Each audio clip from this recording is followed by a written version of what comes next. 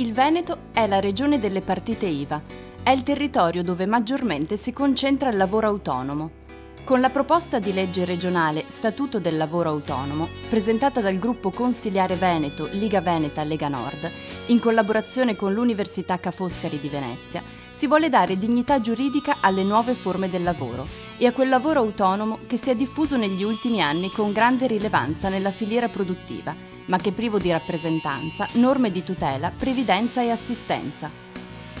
Il nuovo statuto, già depositato il 2 ottobre scorso, è un documento complesso ma flessibile, in quanto tiene conto anche delle eventuali future nuove professioni e delle nuove attività di impresa oggi nemmeno classificate nei registri delle imprese presso le Camere di Commercio. Al suo interno sono previsti tra l'altro l'esenzione IRAP per le microimprese e contributi economici nei casi di malattia, cura, formazione e aggiornamento, ma anche aiuti nelle fasi di non lavoro per mancanza di commessa, finanziamenti a tasso agevolato per giovani tra i 18 e i 35 anni, per l'avvio di nuove attività. Una sezione destinata anche al lavoro femminile con contributi a fondo perduto. Ma la Lega Nord è intervenuta anche in materia di defiscalizzazione a favore delle imprese che mantengono la loro attività e i livelli occupazionali sul territorio, con un apposito progetto di legge depositato in Consiglio regionale. Tra le varie misure annunciate dalla Regione del Veneto per far fronte alla crisi, v'è anche un incentivo per la creazione di nuove imprese. Non a caso sono stati varati 2 bandi regionali, allo scopo di stimolare la nascita di nuova imprenditorialità, in particolare fra i soggetti e i settori economici maggiormente colpiti. Si vuole da un lato promuovere il lavoro femminile e consentire una sua qualificata presenza sul mercato, dall'altro agevolare la costituzione, da parte di giovani, di nuove imprese individuali, società, anche cooperative, nei settori produttivo, commerciale e dei servizi. Per fronteggiare la crisi economica, la Regione Veneto ha deciso di istituire un fondo a favore dei giovani imprenditori e delle giovani donne che intendono istituire una nuova azienda, sia essa individuale o una società di persone o di capitali, dando fino al 50% di fondo perduto come contributo. Questa è un'iniziativa importante per permettere che crescano sul nostro territorio nuove aziende e che diano lavoro soprattutto in un momento particolare come questo.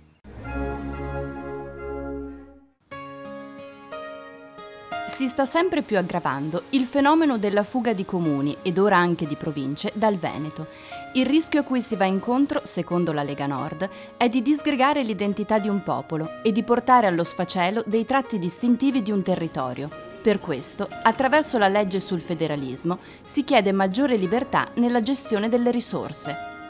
Qualche comune del Veneto ha chiesto di poter far parte del Trentino e del Friuli Venezia Giulia. Questo perché l'una e l'altra regione sono 2 regioni a statuto speciale. Questa richiesta sottolinea un aspetto molto importante, ossia che c'è disparità di trattamento fra il cittadino veneto e quello delle regioni a statuto speciale. Questa differenza è colmabile soltanto attraverso una grande iniziativa che oggi è oggetto di discussione in Parlamento, ossia il federalismo. Attraverso il federalismo potremo trattenere i soldi sui nostri territori e riversarli direttamente per i nostri servizi. Vivere in città più sicure. Questa è una delle principali richieste rivolte dai cittadini alle amministrazioni locali. Spesso però il solo impegno delle istituzioni non risulta sufficiente. Il controllo del territorio richiede infatti l'azione congiunta di tutte le forze disponibili nella società civile. La Lega Nord è intervenuta per la promozione della sicurezza e della legalità, predisponendo contributi agli enti locali per nuovi servizi volti alla prevenzione dei conflitti e al controllo del territorio. La sicurezza è una priorità per i veneti, è per questo che la Lega Nord ha presentato un progetto di legge per riconoscere le associazioni di volontariato per il controllo del territorio, per rafforzare l'azione dei nostri sindaci, quei sindaci che con il decreto Maroni hanno più potere per il controllo e la sicurezza del proprio territorio. Inoltre dobbiamo garantire la sicurezza contro la clandestinità, non per riempire le nostre carceri, ma per rimandarli a casa loro.